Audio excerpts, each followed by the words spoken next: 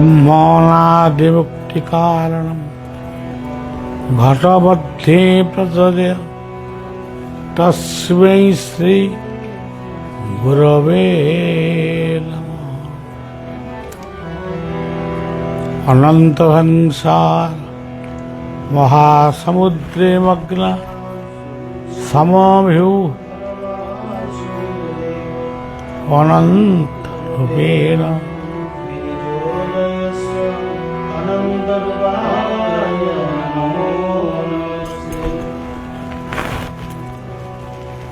आजिर यही पवित्र संध्या समग्र विश्व एवं आपण मानकर शांति पाई उद्दिष्ट हो। समस्ते सुख शांति रहिले विश्वपति बा आमको सृष्टि करिथिबा जी जगतर स्रष्टा से निश्चय खुशी हेबे। आज आमे गाँ गहली रे जाग यज्ञ नाम प्रवचन माने तार हिसाब नाई माने एते कार्यक्रम होउची ताको देखिले माने केही विश्वास करि परिबेनी कि लोकमानक भितरे एते भक्ति भाव विश्वास भल पाइबा भर्ती होगी रही किंतु आमे सब बेले कहूँ लोक गुड़ा खराब हो गए किंतु प्रकृत रे जोटी जहा होउची ताकू लोक उपभोग करुचंती शुणुचंती किंतु मने रखुचंती गोटे दिन कि 2 दिन जदि अधिक मने रखुथिबे सेटा भाग्यर कथा सी लोक पुणी सबुठारु कम गोटे गोटे स्टेज को मते डाकती बेले बेले गोटे कार जदि मन है बाबा बलिया को डाकिबा मु जीवाई केतक जगह को संपूर्ण मना करते तुमे स्टेज रे 5 जन 7 जन वक्ता को कहीं रखिछ गोटे सब्जेक्ट गोटे विषय को कौन जड़े शिक्षक पढ़े पारे कि बुझे पारे लोक देखाणिया बा लोकों को देखापी 10 जन 5 जन प्रवक्ता से मंच रे क्यों लोकर मस्तिष्क एते परिष्कार समस्त कथा से मन रखियो यही भली आज आम देश विदेश रे यही सब कथा चली एठी शिशु अनंतर ये पवित्र क्षेत्र रे एठी मध्य आज की 57 वर्ष हो गला माने हमर चतुर्दशी मेला प्रसिद्धि लाभ करिछि बहु लोकंकर समागम हुए बहु लोक आनंद लाभ करते किंतु आगुरु आमे सब से जो निमंत्रण पत्रटी छपाऊलु ता देहरे आमे लिखुलु विश्व शांति महायज्ञ मोर मन दिने दिने भाविला विश्व शांति महायज्ञ विश्व रे विज्ञान आज अग्रगति करिछि शिक्षा दीक्षा अग्रगति करिछि किंतु ମଣିଷ ପଣିଆ ଆଜି କ୍ଷୟ ହେଉଛି। ମଣିଷ ପଣିଆ ଯେଉଁଭଳି ଭାବରେ ଯେଉଁ ଦ୍ରୁତ ବେଗରେ ମଣିଷ ପଣିଆ ନଷ୍ଟ ହେଉଛି, ସେଇଭଳି ସମାଜରେ ଆମେ ବିଶ୍ୱ ଶାନ୍ତି ଯଜ୍ଞ କରୁଛୁ। ପୁଣି ଏ ଯଜ୍ଞ କେବଳ ସନାତନୀ ହିନ୍ଦୁମାନେ ହିଁ କରୁଛନ୍ତି।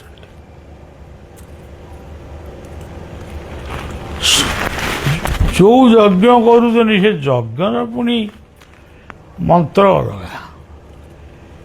କିଏ ରାମଙ୍କ ମନ୍ତ୍ର, କିଏ କୃଷ୍ଣଙ୍କ ମନ୍ତ୍ର, କିଏ ଜଗନ୍ନାଥଙ୍କ ମନ୍ତ୍ର, କିଏ ବାସୁଦେବଙ୍କର ମନ୍ତ୍ର, ଏଇଭଳି ସବୁ ମନ୍ତ୍ର ପଢ଼ା ହେଉଛି। ପ୍ରକୃତରେ ଏସବୁ ଆମେ ଠିକ୍ ଭାବରେ ବୁଝିପାରୁନୁ କିମ୍ବା ତାକୁ ଗ୍ରହଣ ବି କରିପାରୁନୁ। ଆମକୁ ଯେଉଁ ସାମନ୍ତ ଏ ଦୁନିଆକୁ ପଠେଇଛନ୍ତି, ଗୋଟେ ମଣିଷର ରୂପ ଦେଇ ପଠେଇଛନ୍ତି। ଅନେକ ପ୍ରକାର ଜୀବଜନ୍ତୁ ଜନ୍ମ ହେଇଛନ୍ତି, ତା ଭିତରେ ମଣିଷ ଗୋଟେ ଶ୍ରେଷ୍ଠ ଜୀବ ବା ଗୋଟେ ଉନ୍ନତ ଜୀବ ହେଇକି ଜନ୍ମ ହେଇଛି।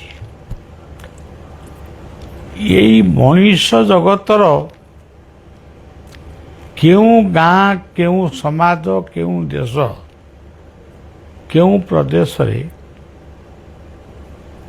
ଅସତ୍ୟ ନାହିଁ, ମିଥ୍ୟା ନାହିଁ, ଦୁର୍ନୀତି ନାହିଁ, ଲାଞ୍ଚ ନାହିଁ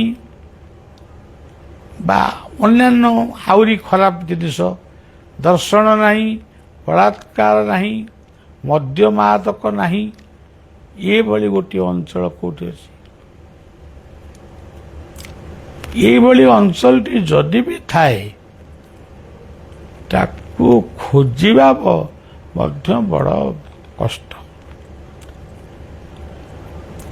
ଦେଖନ୍ତୁ, ଏ ସୁନ୍ଦର ବିଶ୍ୱ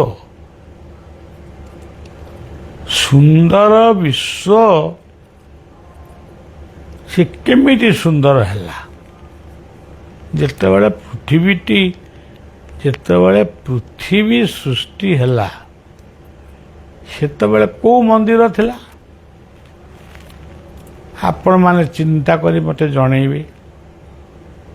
ଯେତେବେଳେ ପୃଥିବୀ ତିଆରି ହେଲା, ସେ ପୃଥିବୀ ପୃଷ୍ଠରେ କୋଉ ମନ୍ଦିର ଥିଲା? ମନ୍ଦିର, ମସଜିଦ, ଚର୍ଚ୍ଚ ଠାରୁ ଆରମ୍ଭ କରି ଯେତିକି ଧର୍ମ ମନ୍ଦିର ଆଜି ଗଢ଼ି ଉଠିଛି, ସେତେବେଳେ କୋଉ ମନ୍ଦିରଟି ଥିଲା?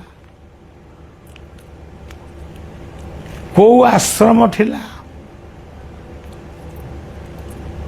କେଉଁ ସାଧକ ବା ଋଷି ସନ୍ଥ ଥିଲେ? ସେତେବେଳେ ଗୋଟେ ମଣିଷ ଜନ୍ମ ହୋଇନଥିଲେ, ଆଉ ସାଧୁ ସନ୍ଥ କ'ଣ ସୃଷ୍ଟି ହେଲେ? ପୁଣି ତାପରେ କୁହାଯାଉଛି ବେଦ ପରମାତ୍ମାଙ୍କ ଠାରୁ ସୃଷ୍ଟି ହେଲା। ଇଏ କେମିତି କ'ଣ ଜାଣିଲେ ଯେ ପରମାତ୍ମାଙ୍କ ଠାରୁ ସୃଷ୍ଟି ହେଇଛନ୍ତି? ଇଏ କେମିତି କ'ଣ ଜାଣିଲେ ମୁଁ କହିପାରିବିନି। ସିଏ ମନ୍ତ୍ର ଗୁଡ଼ିକ ଋଷିମାନେ ସବୁ ମନେ ରଖିଲେ, ତେଣୁ ବେଦର ନାମ ହେଲା ଶ୍ରୁତି। ଆଚ୍ଛା, ଯେତେବେଳେ ଋଷିମାନେ ଏହାକୁ ମନେ ରଖିଲେ ବା ଅନ୍ୟମାନଙ୍କୁ ବୁଝେଇଲେ, ସେତେବେଳେ ସେ କ'ଣ ବୁଝେଇଲେ, କାହାକୁ ବୁଝେଇଲେ? ସେତେବେଳେ ତ ମଣିଷ ଖାଇ ଜାଣିନଥିଲା, ପିନ୍ଧି ଜାଣିନଥିଲା, ଶୋଇ ଜାଣିନଥିଲା, ତାକୁ କ'ଣ କିଏ ପାଠ ପଢ଼େଇଲେ? ଏସବୁ ଚତୁରତାର ସହିତ ଉପାଖ୍ୟାନକୁ ପ୍ରତିଷ୍ଠା କରାଯାଇଛି। ଇଏ ପ୍ରତିଷ୍ଠା ହେବା ଫଳରେ ହିଁ କିଛି ଦୁର୍ଦ୍ଦାନ୍ତ ମଣିଷ ସେ ଟିକେ ଶାନ୍ତ ହେଇ ଟିକେ ସ୍ନେହ ଶ୍ରଦ୍ଧା ମମତା ଆମକୁ ଦଉଛି। ଯେଉଁ ପରମାତ୍ମା ଗଛ ସୃଷ୍ଟି କରିଥିଲେ ଆଜି ଗଛକୁ କାଟୁଛି କିଏ? ଜଙ୍ଗଲରେ ନିଆଁ ଲଗାଉଛି କିଏ? ତୀର୍ଥ ନଦୀ ମାନଙ୍କୁ ଅପରିଷ୍କାର କରୁଛି କିଏ? ଅଖାଦ୍ୟ ଖାଉଛି କିଏ? ଅପେୟ ପାନ କରୁଛି କିଏ? ଏଇ ମଣିଷ।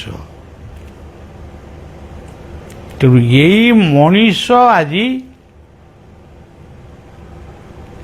ଯାହାକୁ ବ୍ରହ୍ମା ଭଳି ସେ ସୃଷ୍ଟି କରିଥିଲା, ବିଷ୍ଣୁଙ୍କ ଭଳି ପାଳନ କରିଥିଲା, ଶିବଙ୍କ ଭଳି ତାକୁ ଶାସନ କରିଥିଲା, ସେଇ ମଣିଷ ଆଜି ନିଜକୁ ସମାଜକୁ ଧ୍ୱଂସ କରି ଚାଲିଛି। ତେଣୁ ପବିତ୍ର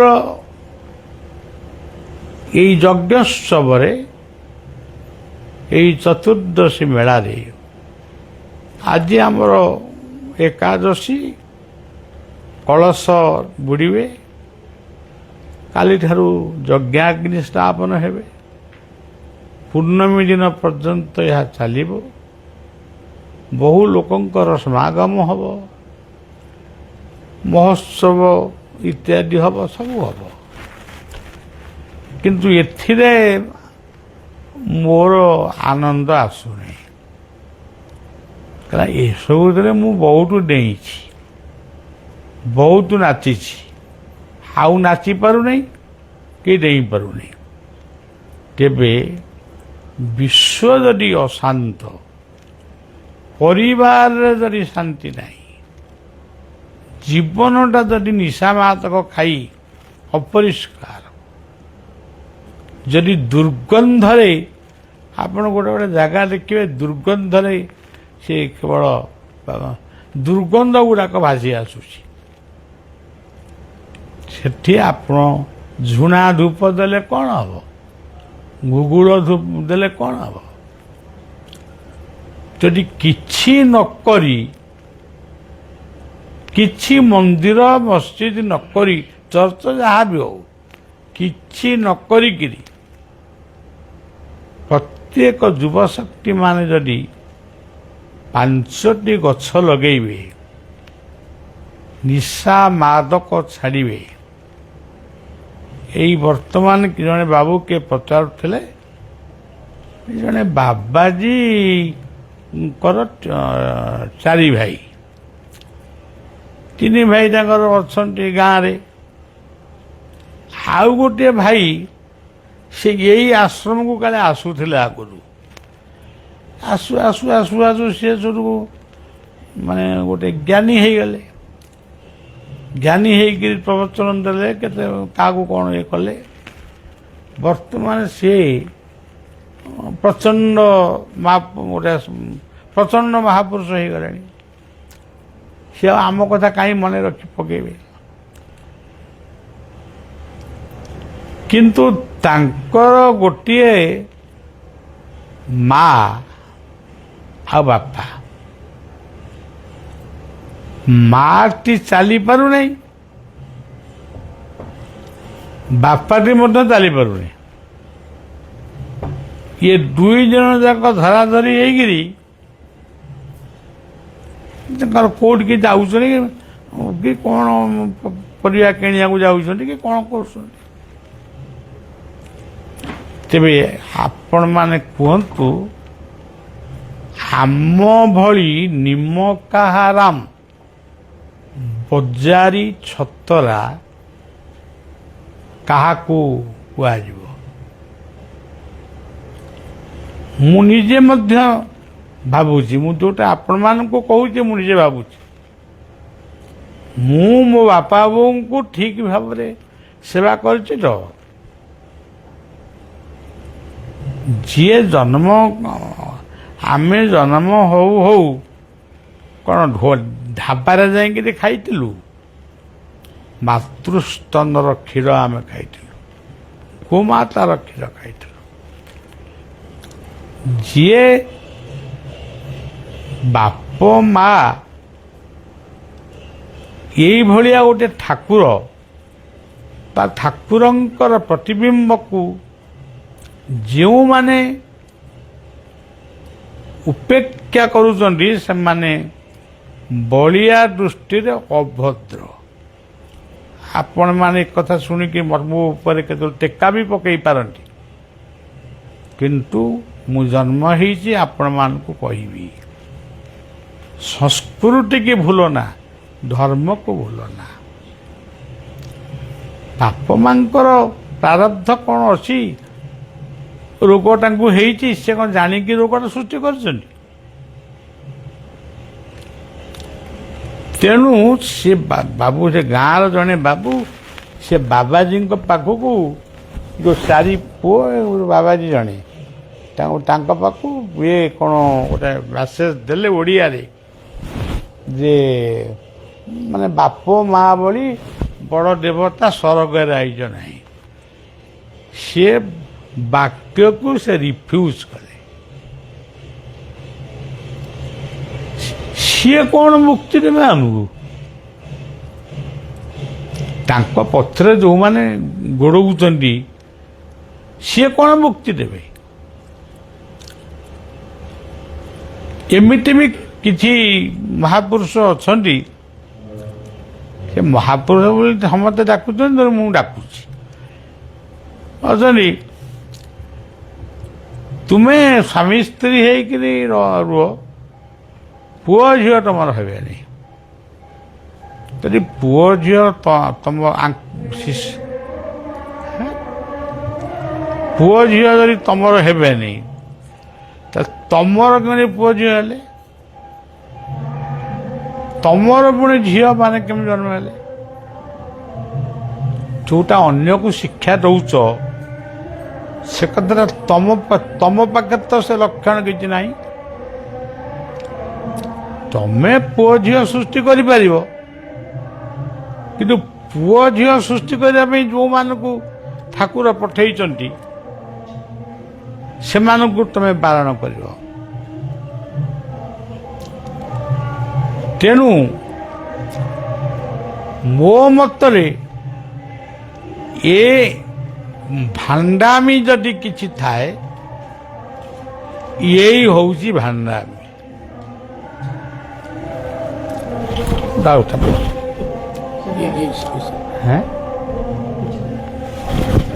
ଏଇ ହେଉଛି ଭାଣ୍ଡାମି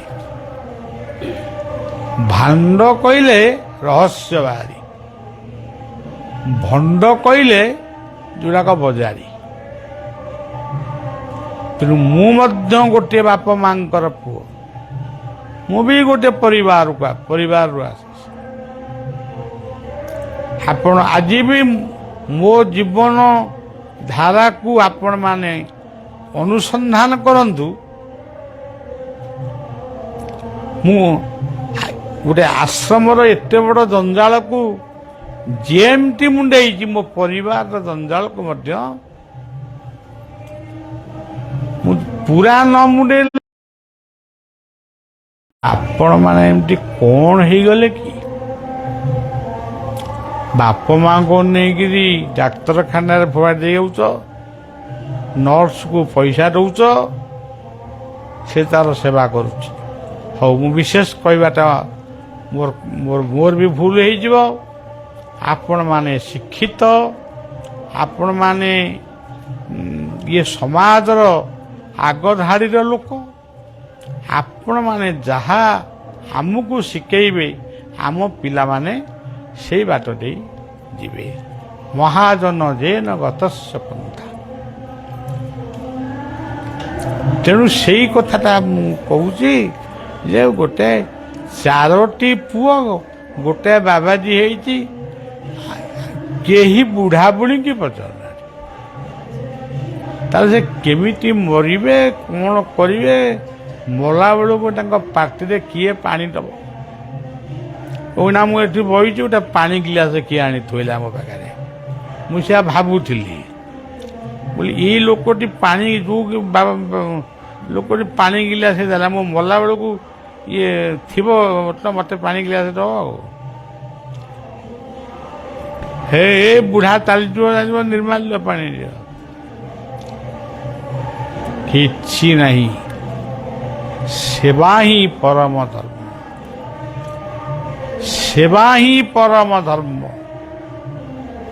ମୋର ଗୁରୁ ବାୟା କହିଛନ୍ତି, ସେବା ତାକୁ ଓଲଟେଇ ଦେଲେ ବାସେ। ଲୋକ ଦେଖାଣିଆ ସେବା ତାର ଆବଶ୍ୟକ ନାହିଁ।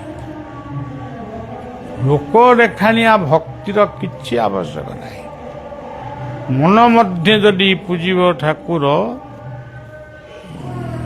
ଆଉ କ'ଣ ମନେ ପଡ଼ୁନି, ମନ ମଧ୍ୟ ଯଦି ପୂଜିବ ଠାକୁର ଜାଣିବେ ନାହିଁ ଟିକେ। କିନ୍ତୁ ଆମର ସମସ୍ତେ କେମିତି ଜାଣିବେ ଆମେ ଜଣେ ଭକ୍ତ, ଏଇଆ ହେଉଛି ଆମର କଥା। ଏଇ ଯେଉଁ କୀର୍ତ୍ତନର ନିନାଦ ଆପଣ ଶୁଣୁଛନ୍ତି, ଏମାନେ ଅନୁସୂଚିତ ଜାତି ବୋଲି ତାଙ୍କୁ କୁହାହେଉଛି। ଏମାନେ ହେଉଛନ୍ତି ମାନେ ଯେଉଁମାନଙ୍କୁ ଆମେ ଭାବୁ ଇଏ ସବୁ କ'ଣ ପଛୁଆ ବର୍ଗ, ଯେ ଏମିତି ସବୁ ବ୍ୟାକୱାର୍ଡ, ଏମିତି ସବୁ ଅଦର ବ୍ୟାକୱାର୍ଡ ସବୁ ଗଢ଼ି ପକାଇଛନ୍ତି। ଜାତିବାଦକୁ ସୃଷ୍ଟି କରିଛନ୍ତି ଇଏ ଦେଶର ରାଜନେତାମାନେ। ଆମେ ଆମର 4 ଜାତି ଥିଲୁ, ତମେ ହିଁ ପୁଳାଏ ଜାତି ସୃଷ୍ଟି କରିଛ। ଆଜି ବି ତାଙ୍କୁ ଖାଇବାକୁ ଦେଲାବେଳେ ଚଟି ଖଣ୍ଡେ ବି ଦିଆଯାଏ ନାହିଁ। ତାଙ୍କ ମାନେ ତାଙ୍କୁ ତ ବିଛଣା ଦିଆଯାଏନି ବସିବା ପାଇଁ। ଆଉ ତେଣୁ ମୁଁ ସ୍ଥିର କଲି, ଏଇମାନଙ୍କୁ ନେଇ ଆମେ ପୁଣି ନାମ କୀର୍ତ୍ତନ କରିବା, ସେମାନେ ହିଁ ପ୍ରସାଦ ପାଇବେ। ତମେ ନାମ କଲେ ହରି ଦୌଡ଼ିକି ଆସିବେ, ଇଏ ନାମ କଲେ ହରି ଦୌଡ଼ିକି ପଳେଇବେ। ତେଣୁ ନିଶା ମାଦକ ତ୍ୟାଗ କର, ଜାତିବାଦ ଉଠାଅ, ବାଲ୍ୟ ବିବାହ ଉଠାଅ ଏବଂ ଅନ୍ଧବିଶ୍ୱାସ ଠାରୁ ଦୂରେଇ ଯାଅ। ଆହୁରି କେତେ କଥା ଅଛି, ପୁଣି ଆସ୍ତେ ଆସ୍ତେ କହିବି। ତେଣୁ ଆମେ ଯେମିତି ନାମ କରୁଛୁ, ଗୋଡ଼ ଉଠେଇକି ନାଚୁଛୁ, ଆପଣମାନେ ଯାଆନ୍ତୁ ଦେଖିବେ, ସେ ବି ସେମିତି ନାଚୁଛନ୍ତି। ତମେ ଆଉ ତାଙ୍କ ଭିତରେ ତଫାତ କ'ଣ? ତମେ କ'ଣ ଭାତ ଖାଅ, ଆଉ ସିଏ କ'ଣ ବାଲି ଖାଆନ୍ତି? ସୁନ୍ଦର ତୁମରି ଚରଣର ଧୂଳି, ସୁନ୍ଦର ତୁମରି ନାଁ, ସୁନ୍ଦର ତୁମରି ଏତିକି ଦୁନିଆ, ସୁନ୍ଦର ତୁମରି ଗାଁ। ଏଇ ଗରମ ଯେମିତି ହେଉଛି ଆପଣମାନେ ଜାଣୁଛନ୍ତି। ବର୍ତ୍ତମାନ ଗଛ ଲଗାଇବା ଦରକାର ନା ଯଜ୍ଞ କରିବା ଦରକାର? କେଉଁଟା ଦରକାର? ମୁଁ ମଧ୍ୟ ଆପଣମାନଙ୍କୁ କହୁଛି, ଟିକେ କଷ୍ଟରେ କହୁଛି, କାରଣ ମୋ ପାଟିରେ ସବୁ କହି ଏଠି କହ ସେଠି କହ, ସେଠି କହ, ସେଠି କହ, ମୋ ପାଟି ସବୁ ଘା ହେଇଯାଇଛି। ଡାକ୍ତର ବି କାହିଁ ଏପର୍ଯ୍ୟନ୍ତ କେହି ମିଳୁନାହାନ୍ତି।